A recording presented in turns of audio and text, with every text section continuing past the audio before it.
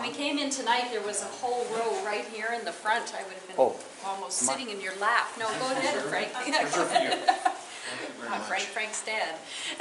Yes, my middle name's Frank. Is it? Very good. Thank you so much for coming. I'm Laurie Brinklow. I'm the coordinator of the Institute of Island Studies and the coordinator of the UNESCO Chair in Island Studies and Sustainability. And our offices are just down the hall on the way to the washroom. If you needed to find the washroom, last door's on the left before you go around the corner. We weren't quite sure whether or not we'd be able to go ahead tonight because of the weather, but so far so good, and you are all so intrepid for coming out, so thank you so much. So we've done this for several years now, had lectures on things to do with Prince Edward Island or small islands from around the world. Tonight it's Prince Edward Island, although there's a bit of an international focus to it. The Institute, as you can see here, we're a research, education, and public policy institute based at the university, and we do lots of things to do with Prince Edward Island history, culture, the environment, as well as study other islands. And we also have a Master of Arts in Island Studies program. So at this point, I'm going to ask Jim Randall, who is the co-chair and holder of the UNESCO Chair in Island Studies, to come up and say a few words. Thank you, Laurie, and I was going to say what the Institute of Island Studies does, but I stole your lines. That's my spiel. You think we'd have a down routine now. It's wonderful to be here, and thank you, Joseph, for coming, and it's a great audience tonight. My main and virtually only job here is to see if you want to sign up for our email newsletter. It's about 1,100 strong now on the island as well as around the world. We don't sell our email list to any political party, and some of you already signed up for it, but if you want to get notification of upcoming lectures or other events that are taking place in Island Studies, I'd encourage you to put your name down and email address and we'll add you to the list. So I'll pass it around, and whoever finishes it can just leave it at the back there, and I'll pick it up at the end of the night. So I'm looking forward to this topic tonight, and I look forward to talking with you and question and answer afterwards. Thanks, Jim. So it's my job now to introduce Dr. Joseph Klass, and I'm so grateful that you introduced yourself to us. My first email from Joseph was in June, and he wanted to come and talk to us about the work that we do at the Institute and to share what he does and to see if there were some synergies, and yes, there are.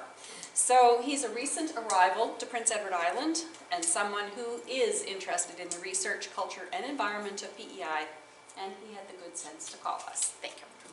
So he's born in Toronto, and he studied and taught at the Hebrew University of Jerusalem for over 20 years.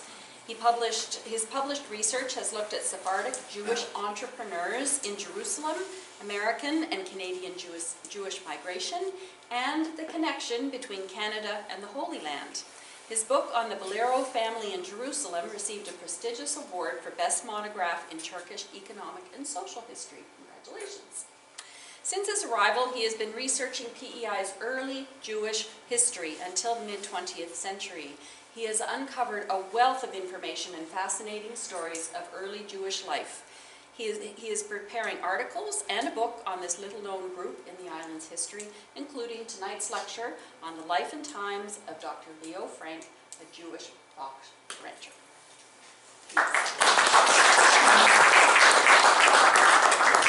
First of all, thank you very much, all of you, for coming out in this wonderful weather, or island weather. And this evening I'm going to go through certain aspects of Dr. Leo Frank's life here on the island. And in many ways it's an intersection of different types of studies that I've conducted over the years. It connects entrepreneurs. And this is a topic I wrote on quite a lot, dealing with different Sephardic entrepreneurs in Jerusalem and the Holy Land, and their contributions to the transformation of the landscape. Another area has been migration history, and part of it has been looking at the migration, mainly of North American Jews to Palestine before 1948, so under Ottoman rule and under British rule. And once I arrived on the island, I became curious regarding the Jewish presence here. I started looking for information. and there was one book that had 2 paragraphs about the Jewish residents of the island. Then looked in other directions, and again found 2 paragraphs, and I thought to myself, there must be more. So what I tried to do is apply certain methodologies and look at certain resources that will allow me to identify the Jewish population on the island. And the important part was not only to quantify them, but to find the names. And once you find the names, you can start looking at more information about them.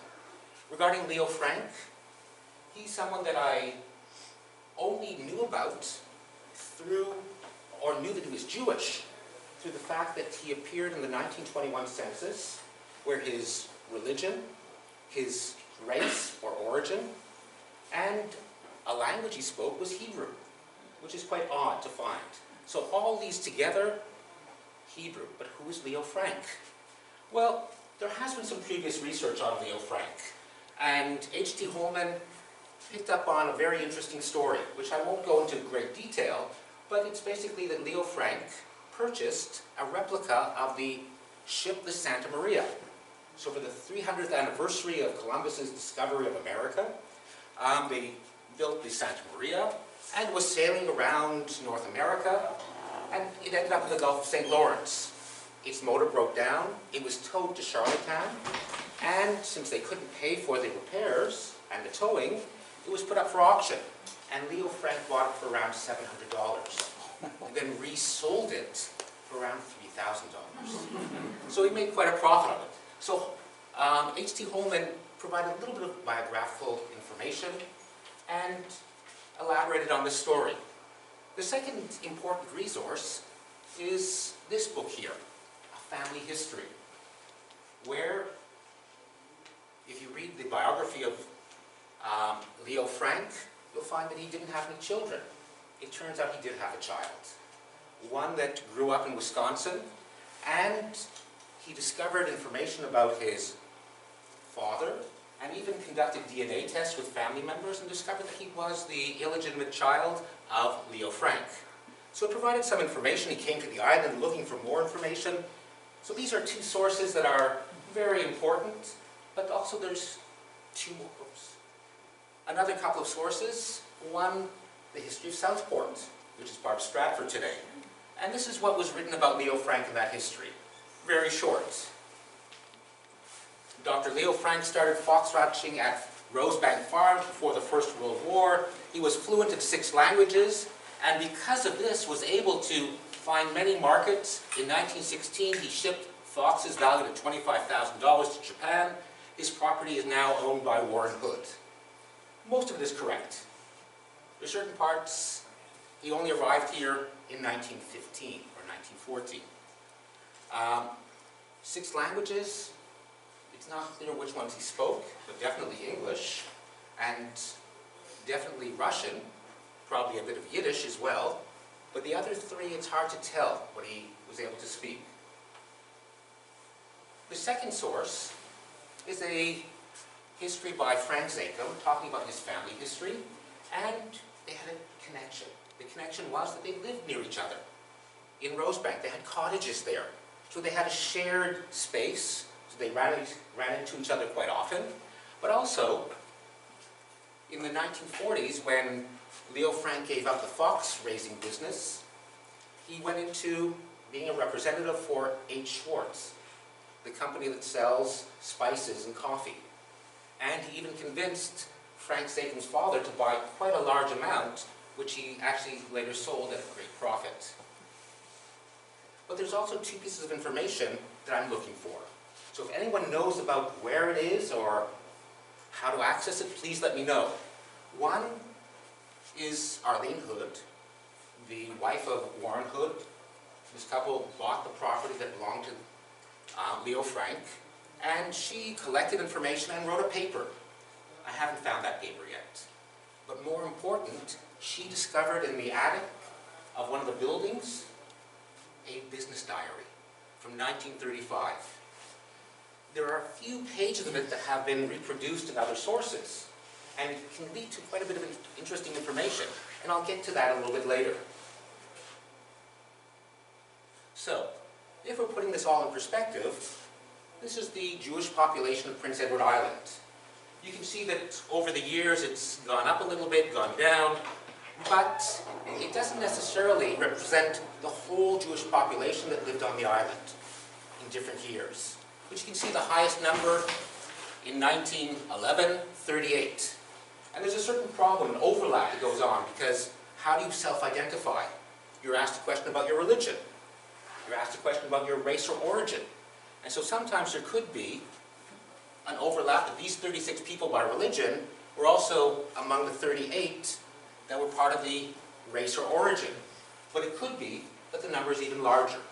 And from what I've seen so far in the research I've been conducting, that the numbers were relatively low, because many of them did not self-identify as being Jewish, particularly in the early years.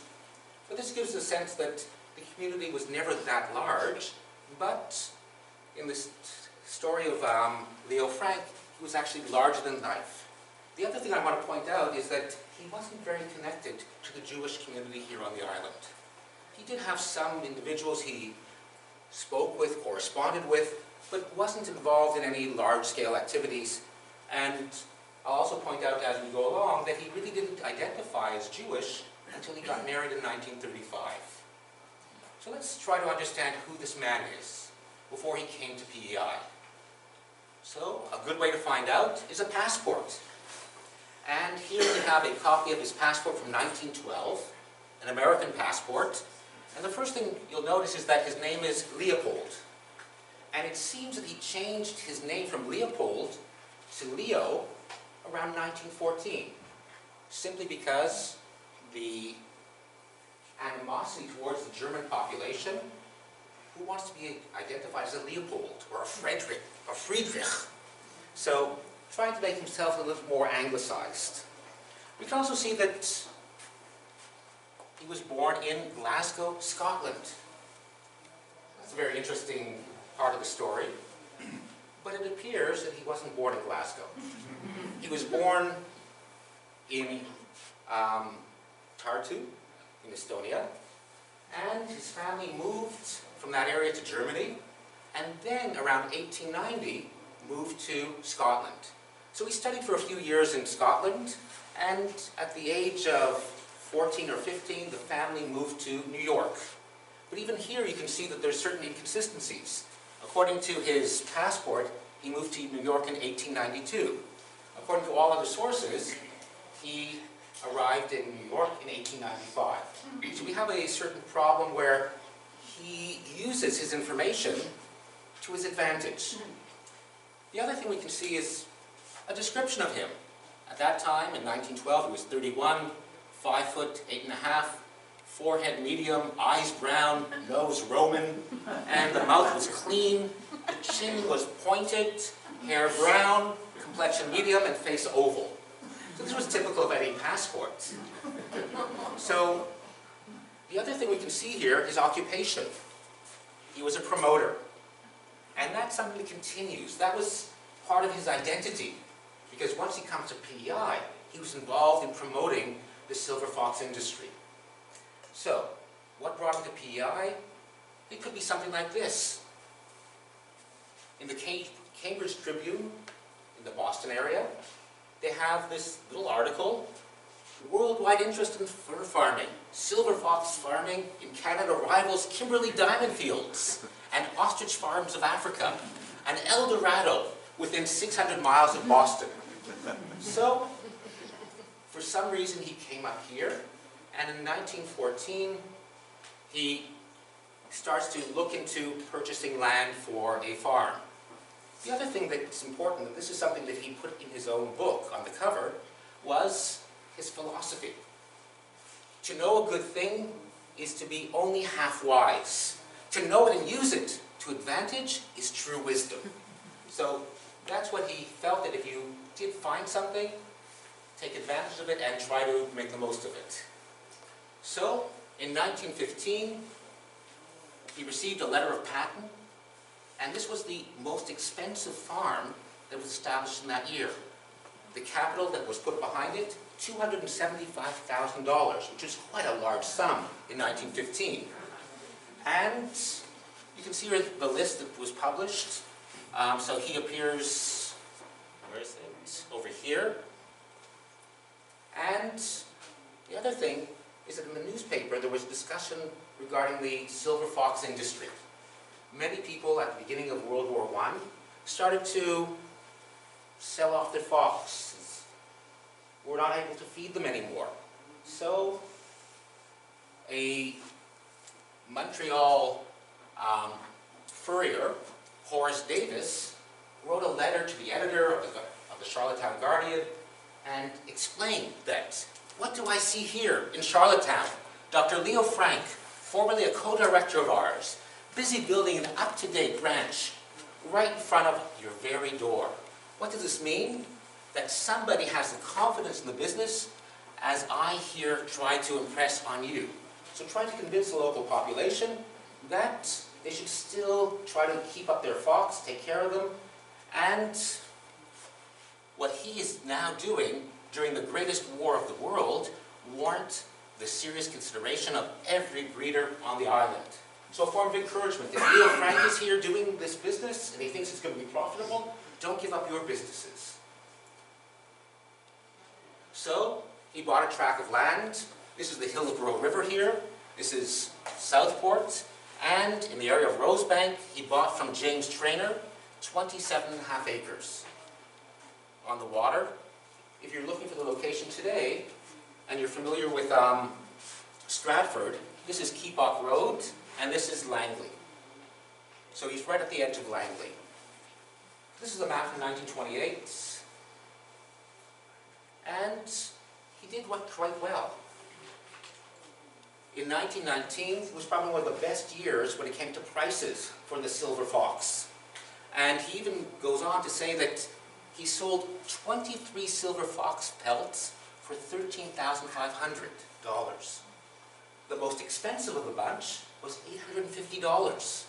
After that, there was one for $725, one at $700, but really a very lucrative business that if you managed to breed them correctly and get the perfect silver fox you needed, then you could really sell them outside of Prince Edward Island, in New York, and in London, and get quite a pretty penny for it. And you can see how silver fox was very fashionable back in the 1920s.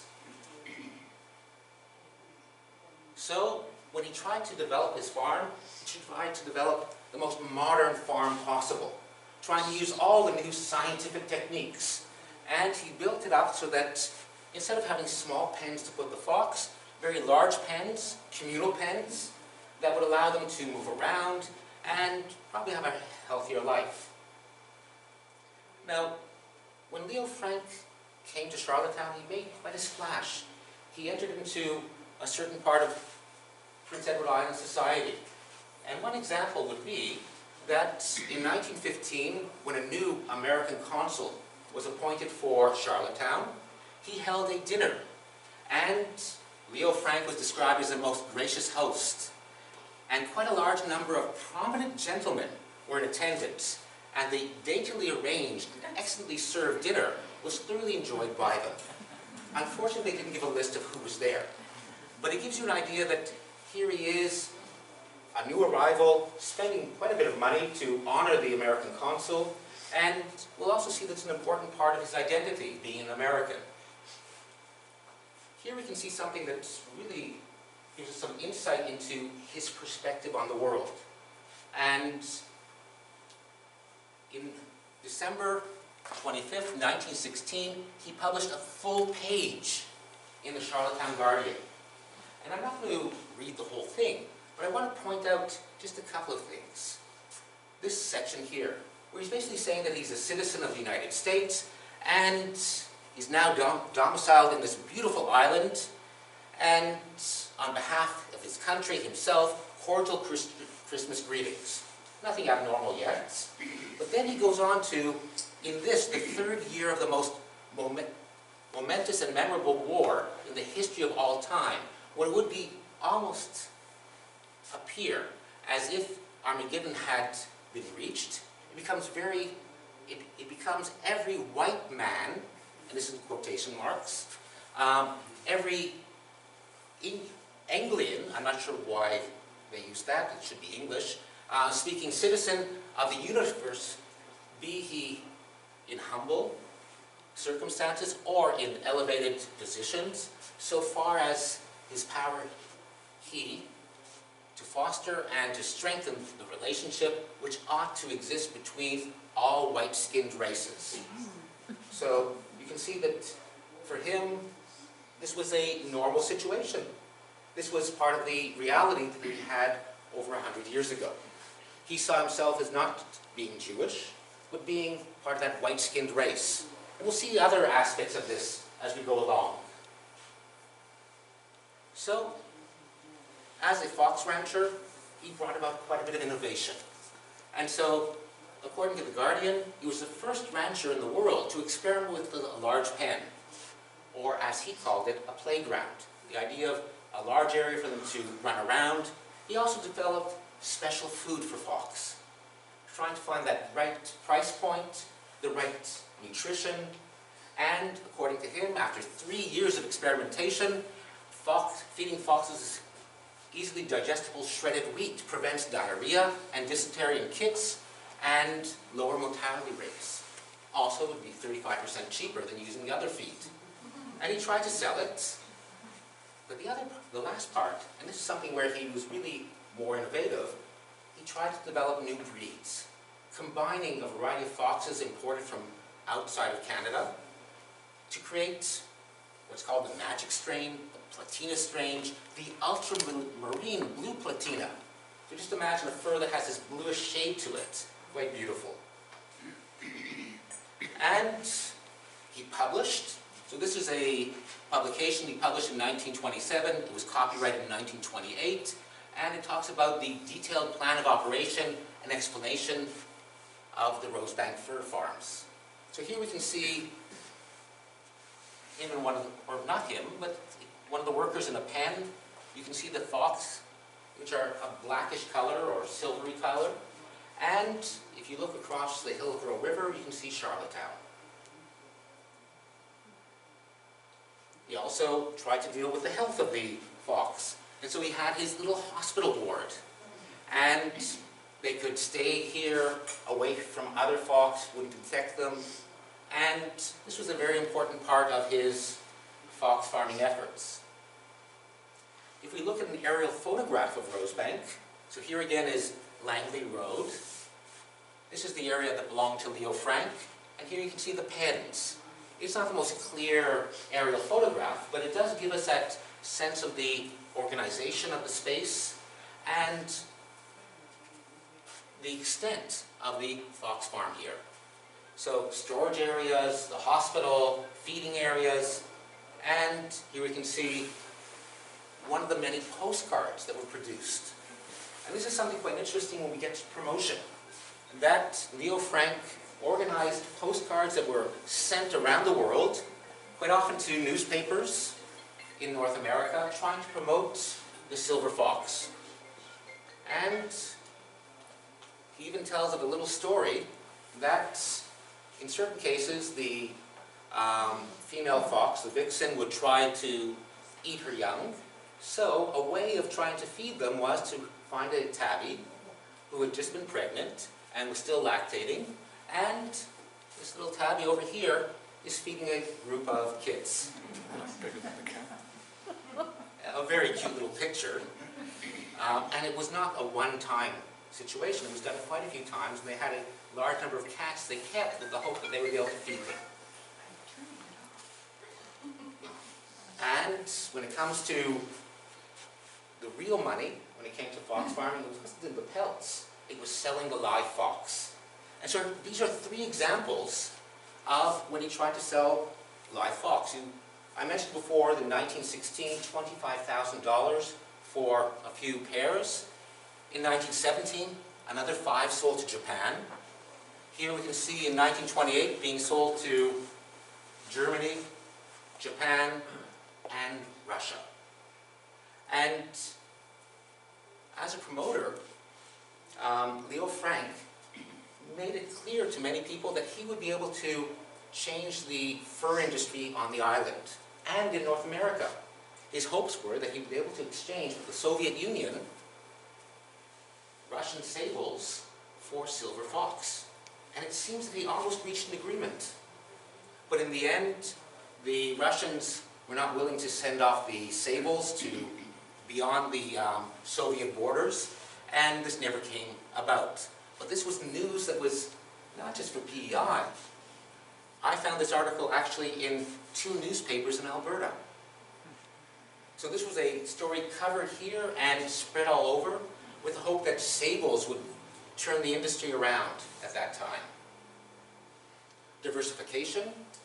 Well, he also tried to, or he did import horse meat from Montreal and tried to sell it to other fox farmers. I mentioned the special food before.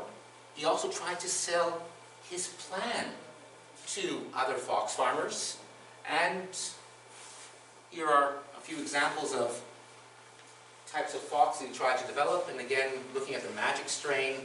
And basically, in 1941, he started to give up most of his fox farming and tried to sell his silver fox, because here he now wanted to develop the platina foxes, which were much more expensive or brought in a bigger price than one would find with the silver foxes.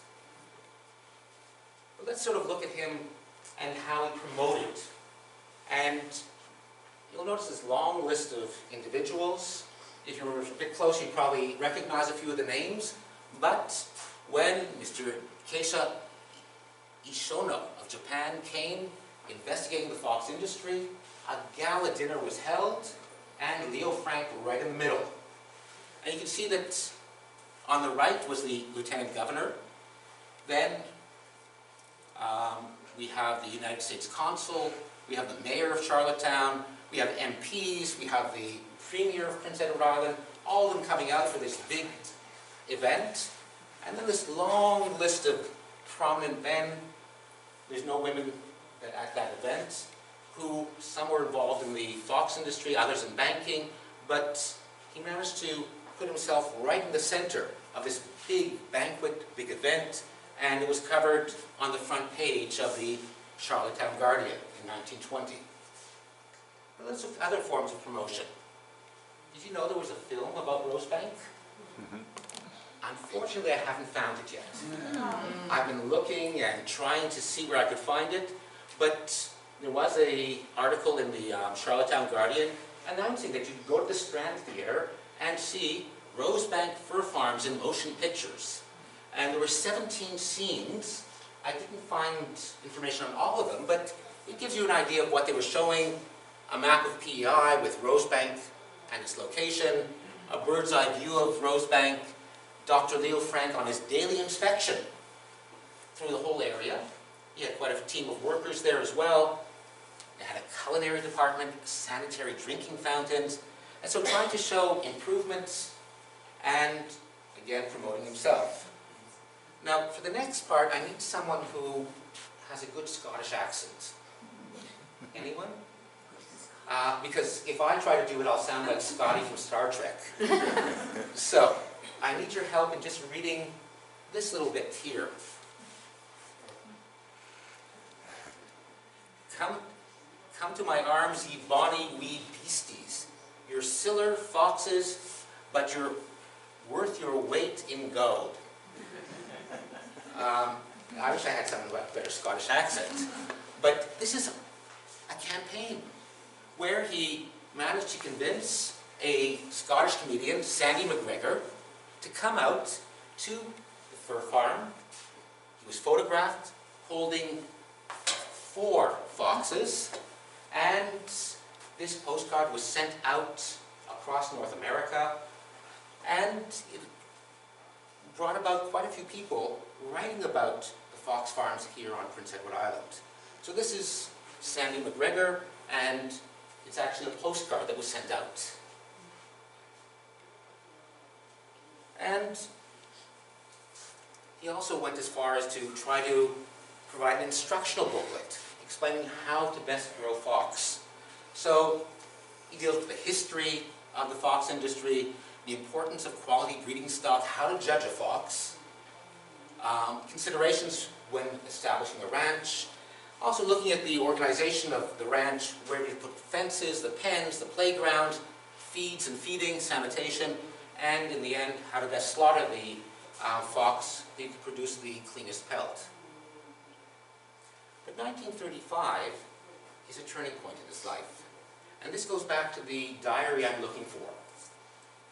This is a page that's been reproduced from that diary in his son's biography, family history. But the first part is actually something I found in the Prince Edward Island archives, where they had that diary for a short period of time, and they copied down what was written on the front. And it was written that this diary contains my financial conditions and that of Rosebank Fur Farms Limited in the event of my death, so that my estate and that of Rosebank can be handled without too much worry, to whom I may designate as my beneficiary at the time of my death. So something happened in his life that he felt that he wasn't going to be living that much longer, and started to keep this diary to keep account of what was going on there. In March that year, he writes to his sister. And this is the interesting part. I desire to be buried, should I die in Prince Edward Island, in a Protestant cemetery at Charlottetown. No flowers, no mourners to be rented, just a plain, simple funeral, cost not to exceed $100, to exceed $100 burial plot, and about $25. As you know, I never did believe in stylish funerals. To me, it always has been a joke on the dead. So he, again, two little entries that give us a sense that he felt that his time was nearing. But something happened at the end of the year. He happened to be in Saxville, New Brunswick, and he ran into a Jewish woman, Ruchama Scheinfeld, from Milwaukee and New York. She'd grown up in Milwaukee, but studied in New York, and according to the diary, love at first sight.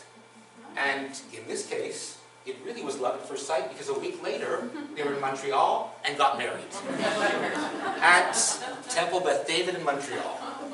So something changed here, and it also changes when it comes to his identity, because except for that one entry in the census in 1921 that he was Jewish, no other information. Once he meets her, then he starts to show a little bit more of his Jewishness. But what happens during the 30s, we find that the industry that he's involved in is starting to decline. So here we can see a graph showing the decline in the price of pelts. So the high price back in 1919, declining before the Depression. Once the Depression sets in, pretty low prices, and they remained very low through World War II as well, and never really recovered. It became less fashionable to have silver fox. So what happened was that he sold his property to his wife, the company's property.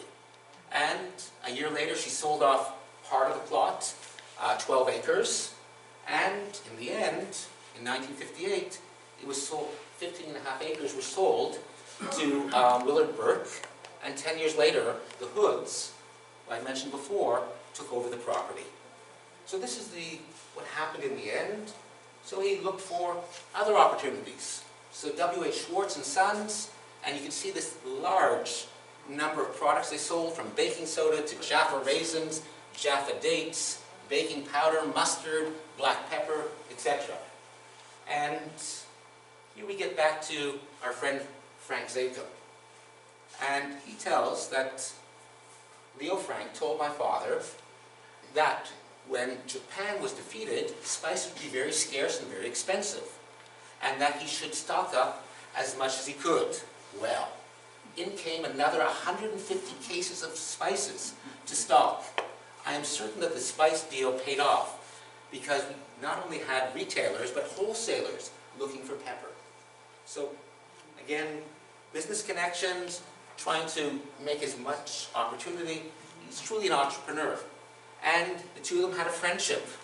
You can see Albert Zakum and over here, Leo Frank. And this is around where Leo Frank lived, because the Zakums also purchased land there and had cottages. So they were connected. Sometimes they had the spats between them, but all in all, they did quite well. But after he left W.H. Schwartz and Sons, he decided to develop Rosebank in a different way, and he built a few cottages and rented out those cottages. And let me just show you a very interesting ad that appeared in the Charlottetown Guardian. Lost, green punt, lettered big tuchus from Rosebank Beach, reward notify Leo Frank Southport. Now, for those of you who don't know Yiddish, a tuchus is a behind. So this was just imagine opening up the Guardian and saying, oh, there's a punt by the name of Big Tuchus missing. I'm sure that Ruchama and Leo had a great laugh about it, but most others wouldn't have known that. And this is not the original boat, it's just a mock-up to give you a sense of what it would look like. So let's go to Leo's house. When you entered, you'd go through a stone gate, which was lettered with Rosebank on it. And you'd see this large two-story house built in phases. You can see all the additions around it. Here's the gate again, a well, and even a little fountain. This one I'm not sure if it was built during Leo Frank's time or not. It could be later, but the other parts were. In addition, Leo Frank accumulated quite a bit of rare furniture, Japanese furniture. So when one of the Japanese consuls left Toronto, he bought his furniture. Beautiful hand-carved teak and cherry wood. And in 1958, he sold it to St. Dunstan's University. And so my question for the faculty here of UPEI, did you ever see this furniture? Beautiful cherry wood tables, hand-carved.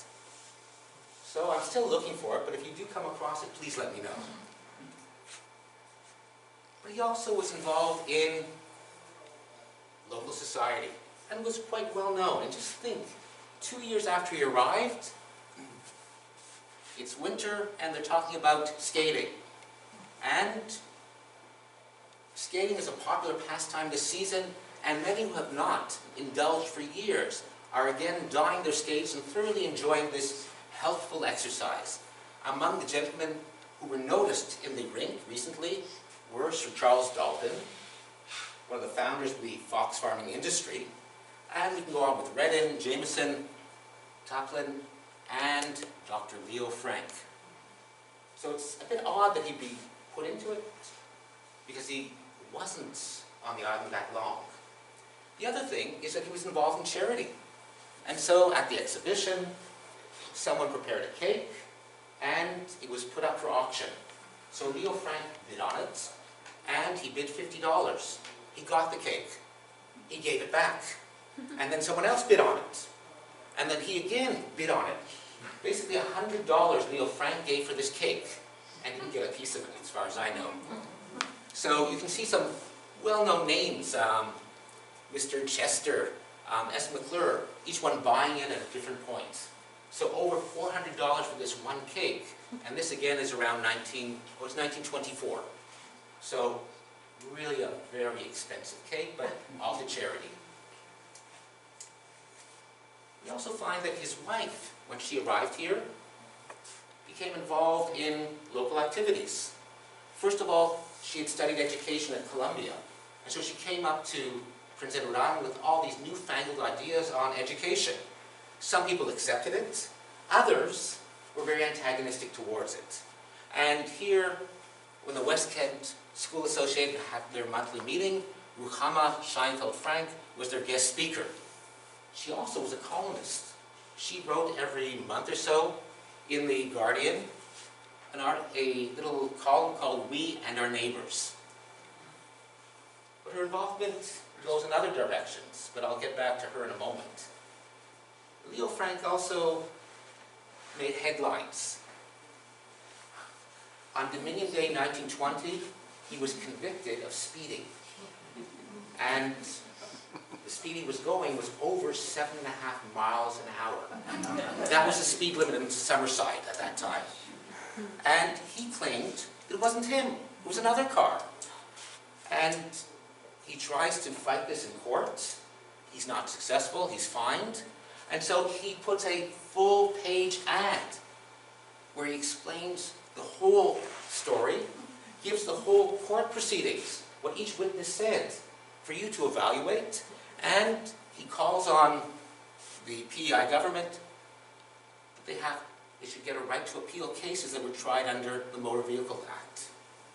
So, did he succeed? I don't think at that time, but it was still a very interesting effort, and to put a full-page ad in any newspaper is not cheap.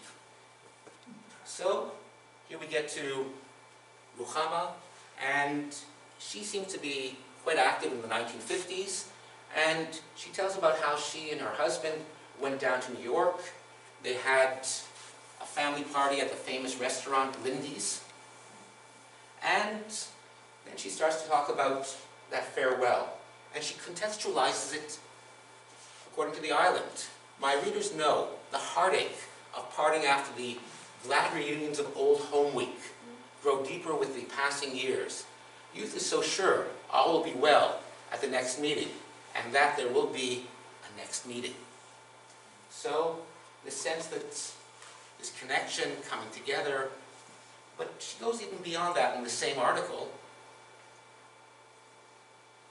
She also tells how she ran into a couple of relatives of the first female senator from Prince Edward Island, Elsie Inman. They had been coming back from the ceremony in Ottawa. But the part I want to emphasize is something that I think connects very much to islandness. It is good to be back again. As Dr. R., another returning islander, said, how could we appreciate the island if we never left it? So, connected, and she even wrote poetry. I'm curious to find out who this reader is in Hunter River. Very hard to figure that out. But she wrote this little poem that talks about the island beauty ever reoccurring, and goes through different seasons and talks about the silver seagulls stretching dark-tipped wings toward the undimmed sun, beauty never forgotten, ever reoccurring. So she had a great sense of connection to the landscape of this place. And this is not the only poem she wrote, but quite a few others. Here I'm going to summarize really different aspects that I tried to look at when it came to Dr. Leo Frank. Multiple identities. In that he tried to show himself as being American, an ally of Canadians, being business savvy, an intermediary for Canadians into the American market. So that strong sense of American identity. Scottish. It seems that he used that a little bit because it was advantageous. To be born in Scotland, even though he wasn't, seemed better than being born in Russia. So he had this identity of being Scottish, and he had been there a few years, that he would have known a little bit about Scottish culture, particularly since it was in his early teens. Jewish, at first, not really part of identity that he showed to the local population. But over time it changed a bit, and that's particularly because of Ruchama Frank. Then, his identity coming from Eastern Europe. According to one source, he's from Lithuania, another one he's from Estonia, another one from Russia. Sometimes they're overlapping, changing, but it was something that he put behind him and didn't acknowledge. And even, let me give you an example of going back to the Jewishness. The Charlottetown Guardian covered the fact that his parents had passed away. There was no mention that they were Jewish in any way. So this is something that he didn't show. But also, another part of his identity, feeling part of the local society, involved in charity, local organizations, and politics. He was also an immigrant, and here we can see he was a 5-time immigrant. He moved quite a bit. Born in Estonia, 1881, moved to Germany, I'm not sure when, and then to Scotland, to the US, Canada, And after 1958, when he sold his property, he moved to the US and settled in Florida. But also he's an entrepreneur. His family business was jeweler. He was a promoter and also dealt in real estate in the US. Rosebank Fur Farms, live fox, pelts, meat and feed, international trade with Japan, the Soviet Union, Germany, and a few other countries. Schwartz's representative, cottages, and as a promoter, he tried to put his establishment on the map. What happened? Well, as I mentioned, he sold the remaining section of Rosebank in 1958. The couple moved into Charlottetown and stayed at the Queen's Hotel. Then they moved down to Florida, and in August 1965, he died at the age of 84. His wife survived him, and his body was cremated. So that also gives you a sense of his Jewish identity, because that's not usually done by most Jews. So, if we move on, and we're skipping now to 2011, the town of Stratford had the good sense to honor him. And when it came to developing a certain plot in the area of Rosebank, they put forward a motion that the new subdivision by Connor Holdings, known as Strathern Cove, would have a dedicated parkland, and that dedicated parkland would be in honor of Dr. Leo Frank. So this is the resolution from 2011. The park is there. It's not a developed park. It's not one that has a playground or any other equipment on it. It's just a green space that's found in that area with a large, narrow pathway going down to the water. I'm going to finish with one of the mysteries connected to Leo Frank. One that I haven't resolved, and it's still difficult to know what happened. Frank Zakem, in his book, The Neighborhood Family-Run Corner Store, mentioned Leo Frank. And I'm going to read this. Mr. Frank was of Lithuanian Jewish origin and was a good friend of Israel's first woman Prime Minister, Golda Meir. She visited Mr. Frank before she became Prime Minister and would take walks along the shore in front of my summer cottage at Rosebank. So,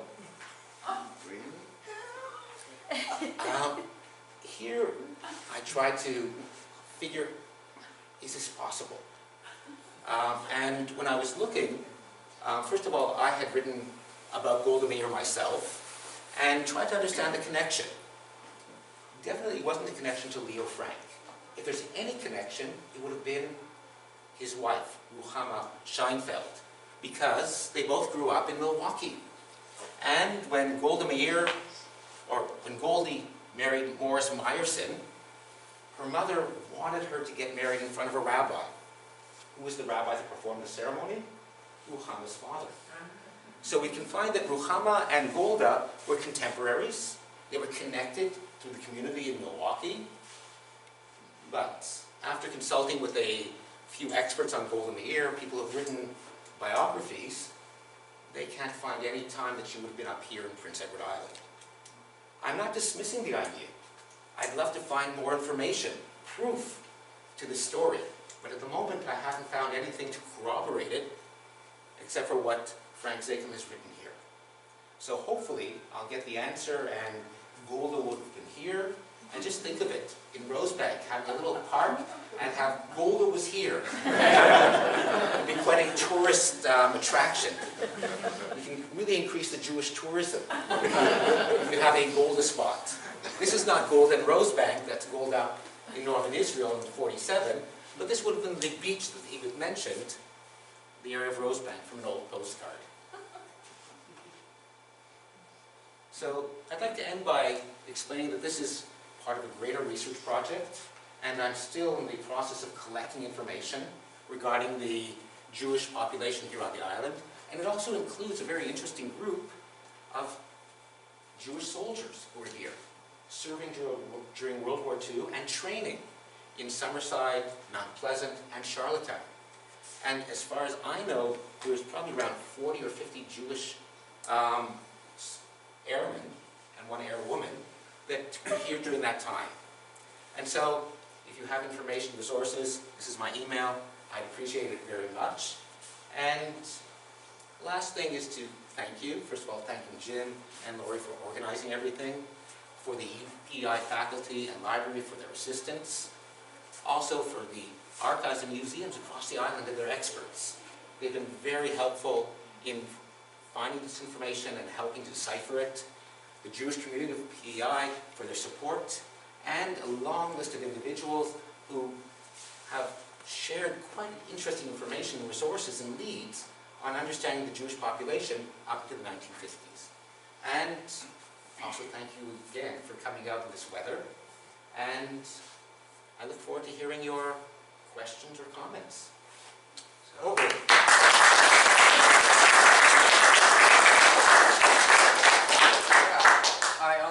I only want to ask: is fox species original on the island in PEI, or it is just be transported from other places, like what he did? what happened was with the fox, it was something that already at the beginning of the 20th century they started experimenting. They were trying to hunt fox, but when you try to shoot a fox or trap it, it does damage to the pelt. So they tried to go through a process of domestication. And they tried to mix colors of foxes, hoping to create that silver fox. So but most are first generation wasn't here, and then he moved some other species to that island. They were raised here. He wasn't the first person to raise fox on the island. And they were starting to create this breeding process. He continued and looked for additional ways of breeding. But it was something that, using local fox, sometimes mixing with imported fox, to create the best breed possible, where the pelts would get the most money possible. H.T. Holman. I have many questions. I'll ask only one at this point. Doctor of what? That was my question. I was expecting that question, and I have no idea. There were certain rumors that he may have had a law degree, but I haven't found anything that substantiates it. There may be a connection that, according to one source, he was a salesman for medicine in the Atlantic area in Montreal, and that he sort of put on that air. But what's more impressive, Leo Frank or Doctor? So he used that. Yes? Is there any reference to the names of his parents? His parents are Marcus and Anna, and you'll find in the booklet I showed you at the beginning,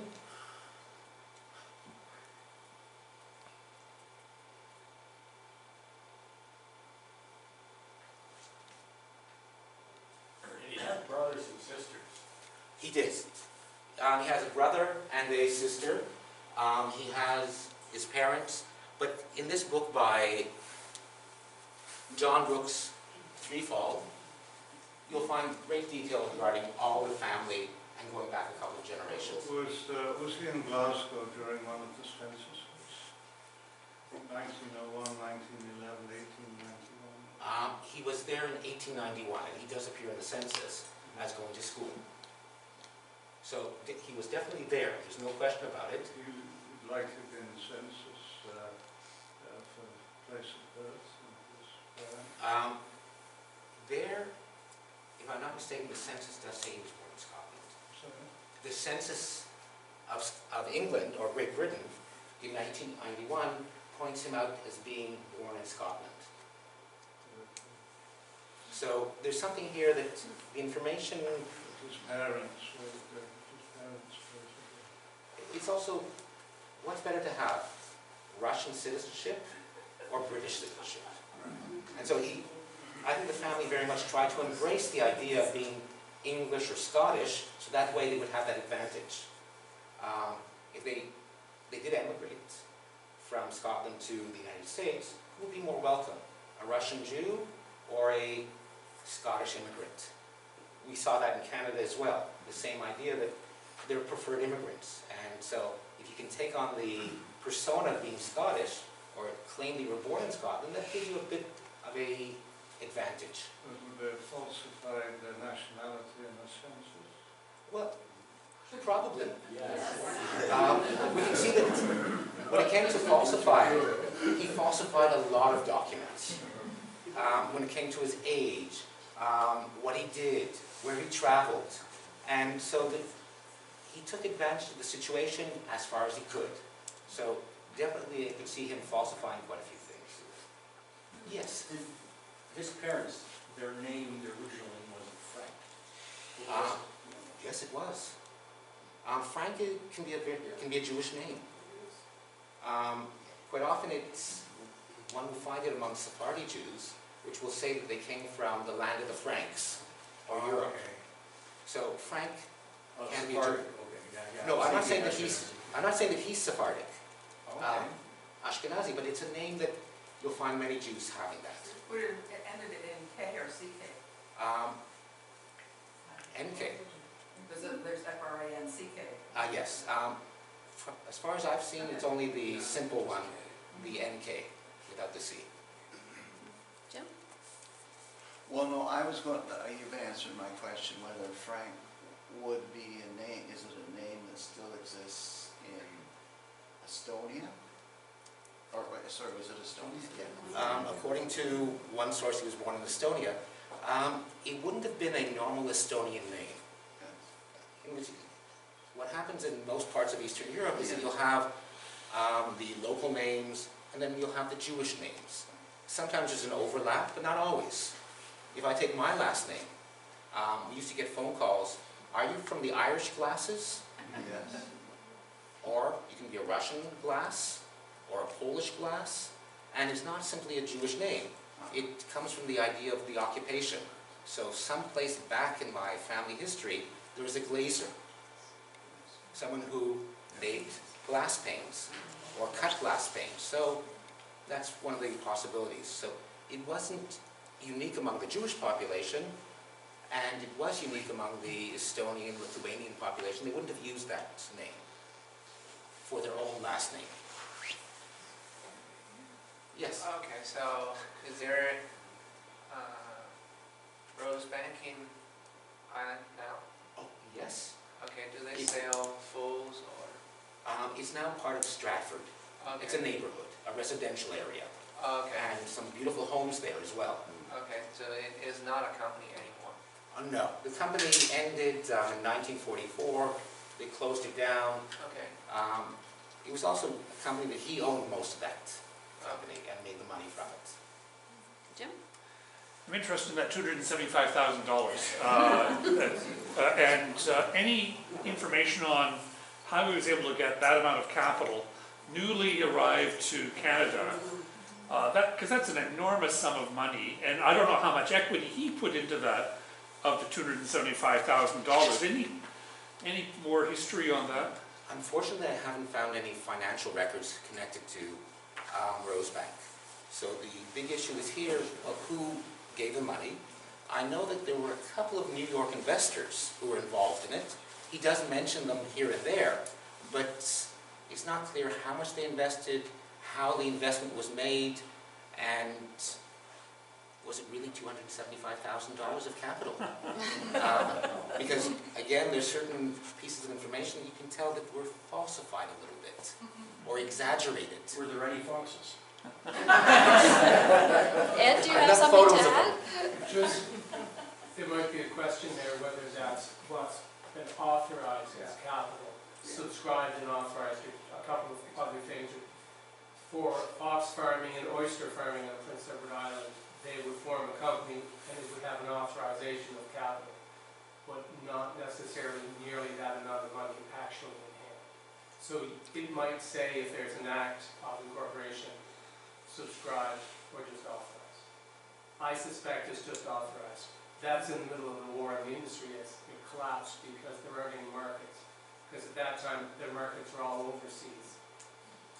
So I suspect he's getting the stock cheaply, as you said, and it's authorized capital. But I don't know because I've never actually looked at the authorization of the company.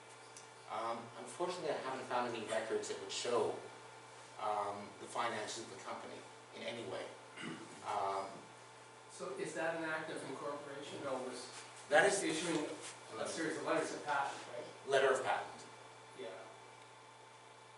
And you can, if I just pull it up. So is that in what, I'm sorry, like in the papers? No, that was That's actually in a announced, government or it's in the publication. journals? Yeah, so it's in the journals of the Legislative Assembly. Yes, here it is. So you can see that there was probably around 20 or so that received letters of patent in 1914, 1915. And some $20,000, $175,000, $115,000. And on this list, Leo Frank had the highest amount. What's the heading on that column? Provincial secretaries' fees, letters, patent, Fox companies, etc. But on the dollar Yeah, column, both. what's the heading of that? Capital. Capital. And over here is the fee. They have to pay for the letter of patent. I agree with Ed. I suspect it's authorized capital rather than actual capital. Which is still quite ambitious.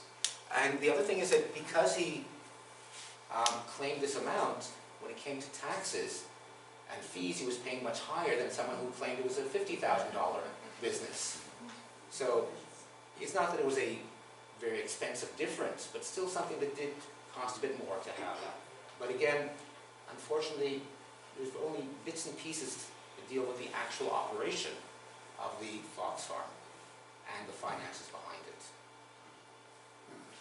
Yes? You know, it really reminds me of, you know, he's typical of these kinds of Jews who end up sort of on the edges of North America. You know, the kind of people who went to Juneau, Alaska for the gold rush, the kind of people that are in Oregon for this or that, for augers. They're not part of any Jewish communities. They're kind of free-floating people. And so you can see through there, I mean, in a way, PEI is a frontier society. You know, it doesn't have a Jewish community. You couldn't live like this in Montreal or Toronto or New York or even Milwaukee, right? You know, he's both, I mean, sociologically it's very Jewish. He's a businessman. He's been all over the world. He has connections everywhere. He's from Estonia and this and that and a million other places and I don't know how many passports. And yet at the same time, he's not Jewish at all until he marries that woman, right? He sort of creates his own identity. You couldn't pull this off, of course, in a real Jewish community. You'd either have to be in or out, so to speak, right? But you could do this on PEI, and you can still do it on PEI. It's a very strange Jewish community. I mean, I've been here 26 years, and I still think it's a strange Jewish community. It doesn't have the normal sort of sociology of the Jewish community at all. It's more like a group of expats in Nairobi or something, you know, just all happen to gather. I mean, that's always been my impression.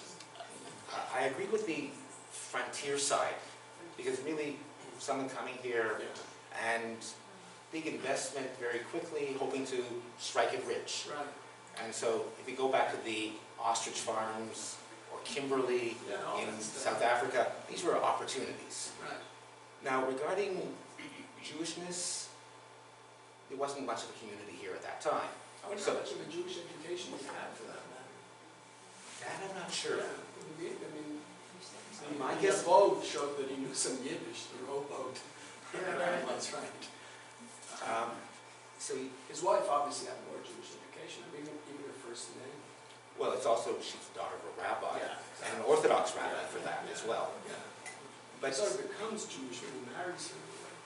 he was involved in certain activities. I found a announcement in one of the Jewish newspapers from the 1920s that he attended a wedding in Montreal. So he was listed as, and he had certain friends, but practicing, I don't think so. No, it would be hard here anyway. Very hard. How do you avoid the war? Pardon? How do you avoid fighting in the war? Well, he was born in 1881, so that means by 1914, 33. He was registered in the U.S., but he wasn't drafted here because he was was an American. So he avoided because the Canadian government couldn't draft him. So I think that's how he got around it, by leaving New York, coming up here, spending the war years here, and being one of these white members of the white race, and moving onwards. I think it was just a super sales. Yes, really is. He didn't promote his Jewish identity, but did Islanders know that he was Jewish? As far as I know, probably in the later years. Again, because of his wife. There's an interesting little article that tells, or a reporter, tells how he interacted with Leo Frank. And Leo Frank was fixing up the house at Rosebank, and the reporter didn't understand why. A couple of months later, he came back with his new wife. So, in all this discussion, nothing that mentioned Jewishness. So, some people may have known. In other cases, the Jewish population, they would have self-identified. One example would be the first Jewish wedding held on the island. Does anyone have any idea when? 1913. There was a man by the name of Mayor Dukov, whose family lived in the area of Amherst, and on the island at the time were the Hoffmans, who had lived in Montreal, and so Mayor Dukov married the daughter of the Hoffmans. So how do you get this wedding on? Well, they brought in the rabbi from St. John, New Brunswick, and the wedding was held in the Hoffman's house on Pownell Street in Charlottetown, and on the front page of the Charlottetown Guardian, they mentioned the first Jewish wedding on the island. And of course, they tell what she was wearing, the flowers she was carrying. She had Lily of the Valley holding a Hebrew Bible as she walked down the aisle, and I think they did mention the music that was played, but that I forgot at the moment. Yes? Just as an anecdote with respect to his more acknowledging his Jewishness when he married, I spent a couple hours talking with a Jewish fellow in well, I guess he was an American, but it was in Winnipeg, and he told me how when his children were born, he stopped, he stopped ignoring his Jewishness. He said, "I must acknowledge the suffering of my parents and my grandparents, so I decided to teach my children." I think that's whether that could be found in other family stories, but I think it's probably that kind of psychology. He wants to be being reminded of the heritage. For some people, that is a possibility, and it does happen. For him, I really don't think it was something that was that important for him. And it's only because he married this woman who had a similar cultural background and had a stronger sense of identity, his identity came out. But it wasn't something that important, otherwise he would have shown that identity in other ways. But it's hard to tell. Well, it is interesting because, I mean, those of us who grew up here know that years ago you were Catholic or you're Protestant. So anybody who didn't fit in there had to be something different. So when a question comes up and says, "Do people know he was Jewish?" they know he wasn't one or the other. So I think it would be... Except he was born in Scotland, apparently. And that would have confused everyone because, well, are you a Presbyterian or are you a Catholic or something else? And so there's a bit of a mystery around him as well. But definitely, in the end, he and his wife were part of the other, and they did have a few connections of actually medical practitioners that came to the island in the 50s. But beyond that, not much. Any final comments or questions for Dr. Glass? So where is he buried? Yes. Cremated. So where are his ashes? They could be floating around anywhere. So his wishes weren't followed? No, he was cremated. No. Oh, that. Okay. Protestant burial. In 1935, he was living on the island. Changed his and mind. Yeah. once he moved to Miami Beach, Yeah. what, bring the body all the way back to Charlottetown to bury in a Protestant cemetery? No, wouldn't work. But in the end, burial was, and that even is an indicator of his lack of Jewish identity. Bury me in a Protestant cemetery. So that's another factor that sort of shows that for him it wasn't that important where he was buried. Or because for many Jews, the idea of being buried in a consecrated Jewish cemetery, which doesn't exist on the island, is very important. And so we can find many of the older Jewish families on the island, that when someone passed away, their bodies were transported first to St. John, New Brunswick, and then when Moncton opened up their Jewish cemetery, they were transported to Moncton, or a few other places here and there, Halifax. It depends on their connection, their families, but on the island there still isn't one, and not much choice. It's a Jewish section. Did you find his will? There's a Jewish section, yes. Did you find his will? No. The problem, and his son didn't find his will either. Where the will would be, probably someplace in Miami. Good luck at finding it. Did you have another question? I just wonder about his wife. Have you searched her? What happened to her after he passed away? I tried to find information about her, but I couldn't find enough to really follow up and see what happened with her. All I know is that in 1965, she was still alive in Miami. How long? I'm not sure. All right, well, that was fantastic discussion and presentation.